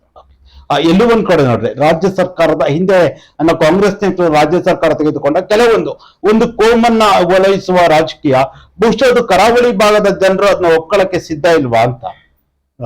ಯಾವ್ದ್ರ ಬಗ್ಗೆ? ಒಂದು ಕೋಮನ್ನ ಓಲೈಕೆ ಮಾಡುವಂತದ್ದು, ಅಥವಾ ಎಲ್ಲೂ ಒಂದ್ ಕಡೆ ಇದ್ ಮಾಡ್ತಿರ್ಬೋದು, ಎಲ್ಲೂ ಒಂದ್ ಕಡೆ ಕರಾವಳಿ ಭಾಗದ ಕಾಂಗ್ರೆಸ್ಗೆ ಇದು ಒಂದು ಕಡೆ ಭಾರಿ ದೊಡ್ಡ ಮಟ್ಟದಲ್ಲಿ ಹಿನ್ನಡೆ ಆಗ್ತಾ ಇದೆ. ಕಾಂಗ್ರೆಸ್ ಯಾವತ್ತು ಒಂದು ಕೋಮ್ ಅಂತಲ್ಲ, ಎಲ್ರು ಈಕ್ವಲ್ ಆಗಿ ಅದನ್ನೇ ಅದನ್ನ ಅಪಪ್ರಚಾರ ಮಾಡ್ತಿದ್ದಾರೆ. ಎಲ್ರನ್ನ ಈಕ್ವಲ್ ಆಗಿ ಟ್ರೀಟ್ ಮಾಡುವಂತದ್ದು, ಅಂದ್ರೆ ಯಾರು ಸ್ವಲ್ಪ ದುರ್ಬಲರು ಇರ್ತಾರೆ ಅವರಿಗೆ ಶಕ್ತಿ ತುಂಬುವಂತ ಓಲೈಕೆಯ ರಾಜಕಾರಣ ಕರಾವಳಿ ಭಾಗದ ಜನರು ಒಪ್ತೀರಾ? ಇರ್ಬೋದು, ಆದ್ರೆ ಓಲೈಕೆಯ ರಾಜಕೀಯ ಈಗ ಆಗ್ತಿಲ್ಲ. ಈಗ ಬಹಳಷ್ಟು ಚೇಂಜಸ್ ಇದೆ. ಮತ್ತೆ ಎಲ್ರಿಗೂ ಸಮಾನವಾದ ಹಕ್ಕು ಕೊಡುವಂತದ್ದು ಅದು ಕಾಂಗ್ರೆಸ್ ಖಂಡಿತವಾಗ್ಲು. ಯಾರು ದುರ್ಬಲರು ಇರ್ತಾರೆ, ಯಾರು ಬಡವರು ಇರ್ತಾರೆ, ಯಾರು ಶೋಷಣೆಗೆ ಒಳಗಾಗಿರ್ತಾರೆ ಅವ್ರ ಪರವಾಗಿ ಖಂಡಿತವಾಗ್ಲೂ ಕಾಂಗ್ರೆಸ್ ಪಕ್ಷ ಯಾವತ್ತೂ ನಿಂತಿರ್ತದೆ. ವಿಶ್ವಸರ್, ಅದೇ ರೀತಿಯಲ್ಲಿ ನಿಮ್ಮ ಸಂಪೂರ್ಣ ಕುಟುಂಬ ಕೂಡ ರಾಜಕೀಯದಲ್ಲಿ ತೊಡಗಿಸಿಕೊಂಡಿರುವಂತದ್ದು. ನಿಮ್ಮ ತಂದೆಯವರು ಪಂಚಾಯತ್ನ ಅಧ್ಯಕ್ಷರಾಗಿದ್ರು, ನಿಮ್ಮ ತಾಯಿಯವರು ಕೂಡ ಜಿಲ್ಲಾ ಪರಿಷತ್ನ ಸದಸ್ಯರಾಗಿದ್ರು, ಸಂಪೂರ್ಣವಾಗಿ ಕಾಂಗ್ರೆಸ್ ಪಕ್ಷದಲ್ಲೇ ತೊಡಗಿಸಿಕೊಂಡಿರುವಂತದ್ದು. ನಿಮ್ಮ ಒಂದು ಕುಟುಂಬದ ಬಗ್ಗೆ, ನಿಮ್ಮ ಒಂದು ಕುಟುಂಬ ನಿಮ್ಮ ರಾಜಕೀಯ ಜೀವನದಲ್ಲಿ ಎಷ್ಟು ಇನ್ಸ್ಪಿರೇಷನ್ ಆಗಿದೆ? ಈಗ ನಂದು ತಂದೆ ಪಂಚಾಯತ್ನ ಮಾಜಿ ಅಧ್ಯಕ್ಷರಾಗಿದ್ರು, ಇಲ್ಲ ಗ್ರಾಮೀಣ ಸಮಿತಿ ಅಧ್ಯಕ್ಷರಾಗಿದ್ರು, ಬ್ಲಾಕ್ನ ಉಪಾಧ್ಯಕ್ಷರಾಗಿದ್ರು. ತಾಯಿ ಜಿಲ್ಲಾ ಪರಿಷತ್ ಸದಸ್ಯರಿದ್ರು, ಆಮೇಲೆ ಜಿಲ್ಲಾ ಪಂಚಾಯತ್ ಕಂಟೆಸ್ಟ್ ಮಾಡಿದ್ದಾರೆ, ತಾಲೂಕ್ ಪಂಚಾಯತ್ ಕಂಟೆಸ್ಟ್ ಮಾಡಿದ್ದಾರೆ, ಆಮೇಲೆ ಪಡುಬಿದ್ರಿ ಗ್ರಾಮ ಪಂಚಾಯತ್ನ ಅಧ್ಯಕ್ಷರಾಗಿದ್ರು. ಅದೇ ರೀತಿ ತಂಗಿ ಬೈ ಎಲೆಕ್ಷನ್, ತಾಯಿ 2 ಕಡೆ ಗೆದ್ದಿರ್ತಾರೆ. ಸೊ ಬೈ ಎಲೆಕ್ಷನ್ ಅಲ್ಲಿ ಅವರು ಅಧ್ಯಕ್ಷರಾದ್ಮೇಲೆ ಇಂಪಾರ್ಟೆಂಟ್ ಬೀಳ್ತಾರೆ. ಸೊ ಬೈ ಎಲೆಕ್ಷನ್ ಅಲ್ಲಿ ಅವಳು MBA ಗ್ರಾಜುಯೇಟ್, ಅವಳನ್ನ ನಿಲ್ಸಿರ್ತಾರೆ, ಅವಳು ಗೆದ್ದಿರ್ತಾಳೆ ಪಂಚಾಯತ್ ಮೆಂಬರ್ ಆಗಿ. ಸಂಪೂರ್ಣ ನಿಮ್ಮ ಕುಟುಂಬ ಚುನಾವಣಾ ರಾಜಕೀಯದಲ್ಲಿ ಗೆಲುವನ್ನ ಕಂಡು. ಸೊ ಅದು ಒಂದು ರೀತಿಯಲ್ಲಿ ಗಾಂಧಿ ಕುಟುಂಬ ಎಷ್ಟು ಖುಷಿ ಆಗುತ್ತೆ. ಯಾಕಂದ್ರೆ ನಿಮ್ಮ ತಂಗಿಯವರು ಗೆದ್ದಿದ್ರು, ನೀವು ಕಾಂಗ್ರೆಸ್ ನಲ್ಲಿ ಗೆದ್ದಿದ್ರಿ, ತಂಗಿಯವರು ಪಂಚಾಯತ್ ಮೆಂಬರ್ ಆಗಿದ್ರು, ತಂದೆಯವರು ಗೆದ್ದಿದ್ರು, ನಿಮ್ಮ ತಾಯಿಯವರು ಗೆದ್ದಿದ್ರು. ಸಂಪೂರ್ಣವಾಗಿ ಎಲ್ಲರೂ ಕೂಡ ಮನೆಯಲ್ಲಿ ಚುನಾಯಿತ ಪ್ರತಿನಿಧಿಗಳಾದಾಗ ವೈಯಕ್ತಿಕವಾಗಿ ನಿಮ್ಗೆ ಎಷ್ಟು ಖುಷಿ ಆಗ್ತಾ ಇತ್ತು? ಖಂಡಿತವಾಗ್ಲೂ ಖುಷಿಯಾಗಿದೆ. ಖುಷಿಗಿಂತ ಏನಂದ್ರೆ ಎಲ್ರು ಒಂದು ಸಂದರ್ಭದಲ್ಲಿ 4 ಜನನು ಬರೀ ಜನರ ಕೆಲಸ ಮಾಡುವಂತ ಕೆಲಸ ಆಗ್ತಿತ್ತು. ಆದ್ರೆ ತುಂಬಾ ಜನರಿಗೆ ಒಂದು ಏನಂದ್ರೆ ಅದು ರಿಯಾಲಿಟಿ ಫೈಂಡ್ ಮಾಡಿದ್ದೇನಂದ್ರೆ ನಾವು ಹೇಳ್ಬೋದು ರಾಜಕೀಯ ಹಾಗೆ ಹೀಗೆ ಅಂತ, ಬಟ್ ನಿಮ್ಗೆ ಜನರಿಗೆ ಹೆಲ್ಪ್ ಮಾಡ್ಲಿಕ್ಕೆ, ಜನರ ಸಮಸ್ಯೆಗಳಿಗೆ ಇದು ಮಾಡ್ಲಿಕ್ಕೆ ಒಳ್ಳೆ ವೇದಿಕೆ. ನಿಮ್ಮ ಒಂದು ಫೋನ್ ಕಾಲ್ ಅಲ್ಲಿ ಕೆಲಸ ಆಗುವಂತ ಸಂದರ್ಭ ಇರ್ತದೆ. ತಿಂಗಳಾನ್ಗಟ್ಲೆ ಆಗದಿರುವ ಕೆಲಸಗಳು ಒಂದು ಫೋನ್ ಕಾಲ್ ನಲ್ಲಿ ಆಗುತ್ತೆ. ಮತ್ತೆ ಜನರು ತುಂಬಾ ಮುಗ್ಧರು ಇರ್ತಾರೆ. ಸೊ ಅವರಿಗೆ ಖಂಡಿತವಾಗ್ಲು ಕೆಲಸ ಮಾಡುವಂತ ಅವರ ಆಶೀರ್ವಾದ, ನಾವು ಏನು ಎಕ್ಸ್ಪೆಕ್ಟೇಷನ್ ಇಡೋದು ಕೆಲಸ, ಯಾರು ಯೂತ್ನವರು ಯಂಗ್ಸ್ಟರ್ಸ್ ಇವತ್ತು ರಾಜಕೀಯಕ್ಕೆ ಬರೋರು ಇದ್ರೆ ನೀವು ಎಕ್ಸ್ಪೆಕ್ಟೇಷನ್ ಇಡದೆ, ಯಾರ ಮೇಲೆ ಎಕ್ಸ್ಪೆಕ್ಟೇಷನ್ ಇಡದೆ ಕೆಲಸ ಮಾಡಿದ್ರೆ ಖಂಡಿತವಾಗ್ಲೂ ಅದು ಯಾವ್ದಾದ್ರು ರೀತಿಯಲ್ಲಿ ನಿಮ್ಗೆ ಬರುತ್ತೆ. ನೀವು ನಾನು ಅವನಿಗೆ ಕೆಲಸ ಮಾಡಿದ್ದೇನೆ, ಅವ್ನು ನನ್ನ ಪರವಾಗಿ ಇರ್ಬೇಕಂತ ನೀವು ಯೋಚನೆ ಮಾಡಿದ್ರೆ ಆ ಎಕ್ಸ್ಪೆಕ್ಟೇಷನ್ ಖಂಡಿತ ಇಟ್ಕೊಳ್ಳಿ, ನೀವು ಖಂಡಿತವಾಗ್ಲೂ ಡಿಸಪಾಯಿಂಟ್ ಆಗುತ್ತೆ. ಆದ್ರೆ ಬೇರೆ ರೀತಿಯಲ್ಲಿ ನಿಮ್ಮನ್ನು ಯಾವಾಗ್ಲೂ ರಕ್ಷಣೆ ಸಿಗ್ತಾ ಇರ್ತದೆ. ಓಕೆ, ವಿಶ್ವಾಸ್ ಅವರೇ, ಇದುವರೆಗೂ ನೀವು ರಾಜಕೀಯವಾಗಿ ಬೆಳೆದು ಬಂದ ಹಾದಿ ಆಗಿರ್ಬೋದು, ನೀವು ಇಟ್ಕೊಂಡಿರುವಂತ ರಾಜಕೀಯ ಕನಸುಗಳಾಗಿರ್ಬೋದು, ನಿಮ್ಮ ಎಲ್ಲ ವಿಚಾರಗಳ ಕುರಿತು ಮಾತಾಡಿ. ಕೊನೆಯದಾಗಿ ನಿಮ್ಮ ಪಕ್ಷದ ಕಾರ್ಯಕರ್ತರಿಗಾಗಿರ್ಬೋದು, ಮುಖಂಡರಿಗಾಗಿರ್ಬೋದು, ನಿಮ್ಮ ಸಂಘಟನೆ ಎಲ್ಲರ ಕುರಿತ ಕೊನೆಯದಾಗಿ ಒಬ್ಬ ಪಕ್ಷದ ಪ್ರಮುಖವಾದ ಹುದ್ದೆಯಲ್ಲಿ ಇಟ್ಕೊಂಡ ವ್ಯಕ್ತಿಯಾಗಿ, ಒಬ್ಬ ಸಂಘಟಕ ಆಗಿ ಏನ್ ಹೇಳಕ್ ಬಯಸ್ತೀರಾ? ಅಲ್ಲ, ಖಂಡಿತವಾಗ್ಲೂ ಕಾಂಗ್ರೆಸ್ ಪಕ್ಷ ಯಾವತ್ತಿದ್ರು ಬಡ ಜನರ ಪರವಾಗಿರುವಂತ ಪಕ್ಷ. ಆ ಐಡಿಯಾಲಜಿಯಿಂದಲೇ ನಾವು ಬಂದವರು. ಸೊ ಹಲವಾರು ಸಂಘಟನೆ, ನಾನು ಸ್ಟೂಡೆಂಟ್ ಲೆವೆಲ್ ಇಂದ ಸ್ಟೂಡೆಂಟ್ ಲೀಡರ್ ಆಗಿ ಕಾಲೇಜ್ ಡೇಸ್ ಇಂದ ಹೋರಾಟಗಳಲ್ಲಿ ಇದ್ದವ. ಇಲ್ಲಿ ಪಡುಬಿದ್ರಿ ರೋಟರಿ ಕ್ಲಬ್ ನ ಅಧ್ಯಕ್ಷರಾಗಿ ಅಥವಾ ಟೋಲ್ ವಿರೋಧಿ ಹೋರಾಟ ಸಮಿತಿಯ ಅಧ್ಯಕ್ಷನಾಗಿ ನಾವು ಇಡೀ ಉಡುಪಿ ಜಿಲ್ಲೆಗೆ 1 ವರ್ಷದ ಮಟ್ಟಿಗೆ ಫ್ರೀ ಆಗಿತ್ತು ಟೋಲ್. ಸೊ ಅದೇ ರೀತಿ ನಮ್ಮ ಸ್ಕೂಲ್ ಕಮಿಟಿ ಇದೆ, ಅದರ ಅಮೃತ ಮಹೋತ್ಸವ ಸಾಗರ್ ವಿದ್ಯಾಮಂದಿರ್ ಸ್ಕೂಲ್ ಕಮಿಟಿ ಇದೆ, ಅದರ ಕಮಿಟಿ ಮೆಂಬರ್ ಇರ್ಬೋದು, ಅಥವಾ ಅಮೃತ ಮಹೋತ್ಸವದ ಸಂಚಾಲಕನಾಗಿ, ಅಥವಾ ಟೆಂಪಲ್ಗಳಲ್ಲಿ ಎಲ್ಲ ಕ್ಷೇತ್ರಗಳಲ್ಲಿ ಇವತ್ತು ಕೆಲಸವನ್ನು ಮಾಡಿದ್ದೇನೆ. ಮುಂದಿನ ದಿವಸಗಳಲ್ಲಿ ಜನರ ಸೇವೆ ಮಾಡ್ಲಿಕ್ಕೆ ಫುಲ್ ಟೈಮ್ ಆಗಿ ನನ್ನ ಯಾವುದೇ ಬಿಸ್ನೆಸ್ ಇದ್ರೂ ನಾನು ಇನ್ವೆಸ್ಟ್ ಮಾಡಿ ಅದರಲ್ಲಿ ಏನು ನಾನು ಟೈಮ್ ಕೊಡ್ಬೇಕಂತಿಲ್ಲ, ಬೇರೆಯವರು ರನ್ ಮಾಡ್ತಿದ್ದಾರೆ. ಸೊ 24 ಗಂಟೆ ಜನರ ಸರ್ವಿಸ್ ಮಾಡ್ಲಿಕ್ಕೆ, ಮುಡಿಪಾಗಿ ಇಡ್ಲಿಕ್ಕೆ ನಾನು ತಯಾರಾಗಿದ್ದೇನೆ. ಅದೇ ರೀತಿ ನಮ್ಮ ನಾಯಕರು ಇರ್ಬೋದು. ಇವತ್ತು ಆಸ್ಕರ್ ಫರ್ನಾಂಡಿಸ್ ಅವರು ಇದ್ದಾಗ ನಮ್ಗೆ ಇಷ್ಟು ಸಣ್ಣ ಕಾರ್ಯಕರ್ತನಿಂದ ಇಷ್ಟು ದೊಡ್ಡ ಲೀಡರ್ ಇದ್ರು, ಅವ್ರ ಏನ್ ನೋವು ಇರ್ಬೋದು, ಅವ್ರ ಏನ ಸಂಕಷ್ಟ ಇರ್ಬೋದು, ಅದಕ್ಕೆ ಆಸ್ಕರ್ ಫರ್ನಾಂಡಿಸ್ ಅವರ ಒಂದು ಪರಿಹಾರ ನೀಡ್ತಿದ್ರು. ಅವರ ನಿಧನ ಆದ ನಂತರ ಇವತ್ತು ಈ ಜಿಲ್ಲೆಯಲ್ಲಿ ಒಂದು ರೀತಿಯ ಸೀನಿಯರ್ ಲೀಡರ್ಸ್ ಇದ್ದಾರೆ. ಖಂಡಿತವಾಗ್ಲೂ ವಿನಯ್ ಕುಮಾರ್ ಸೊರ್ಕೆ ಅವರು ಅತಿ ಹಿರಿಯ ನಾಯಕರಿದ್ದಾರೆ. ನಮ್ಮ ಪ್ರತಾಪ್ ಚಂದ್ರ ಶೆಟ್ಟಿ ಇದ್ದಾರೆ, ಗೋಪಾಲ್ ಪೂಜಾರಿ ಅವರು ಇದ್ದಾರೆ. ಆದ್ರೆ ಇನ್ನೊಂದು ಲೆವೆಲ್ ಅಲ್ಲಿ ನಮ್ಗೆ ಒಂದು ನಾಯಕರಾಗಿ ಬಂದವರು ಮಂಜುನಾಥ್ ಭಂಡಾರಿ ಅವರು. ಅವ್ರ ಕಾರ್ಯಾಧ್ಯಕ್ಷರಾಗಿ ಬಂದು ಇವತ್ತು ಅವರ ಥಾಟ್ ಪ್ರೊಸೆಸ್ ಏನಿದೆ ಅಂದ್ರೆ ಜನರ ಕೆಲಸ ಯಾರು ಮಾಡ್ತಾರೆ, ಪಕ್ಷದ ಮುಂದಿನ ಪೀಳಿಗೆಯ ಲೀಡರ್ಸ್ ಯಾರಿದ್ದಾರೆ, ಅವರು ಯಾವತ್ತು ಹೇಳೋದು ನೀನು ಅವರ ಆ ಬಾಣದಲ್ಲಿ ಇವನ ಜನ ಅಲ್ಲ, ಮಂಜುನಾಥ್ ಭಂಡಾರಿ ಜನ, ವಿನಯ್ ಕುಮಾರ್ ಸೊರ್ಕೆ ಅವರ ಜನ, ಅಥವಾ ಗೋಪಾಲ್ ಪೂಜಾರಿ ಅವರ ಜನ ಆಗ್ಬಾರ್ದು, ನೀನ್ ಕಾಂಗ್ರೆಸ್ ಪಕ್ಷದ ಅಥವಾ ಜಯಪ್ರಕಾಶ್ ಹೆಗ್ಡೆ ಅವರು ಯಾರ್ದು, ನೀವು ಕಾಂಗ್ರೆಸ್ ಪಕ್ಷದ ಒಂದು ಲೀಡರ್ ಆಗ್ಬೇಕು. ಸೊ ಅದೇ ನಿಟ್ಟಿನಲ್ಲಿ ನಾವು ಯೋಚನೆಗಳನ್ನ ಮಾಡ್ತಾ ಕಾಂಗ್ರೆಸ್ ಪಕ್ಷಕ್ಕೆ ನಿಯತ್ತಿನಲ್ಲಿ ನಮ್ಗೆ ತುಂಬಾ ರೀತಿ ನಿಮ್ಗೆ ಗೊತ್ತುಂಟು.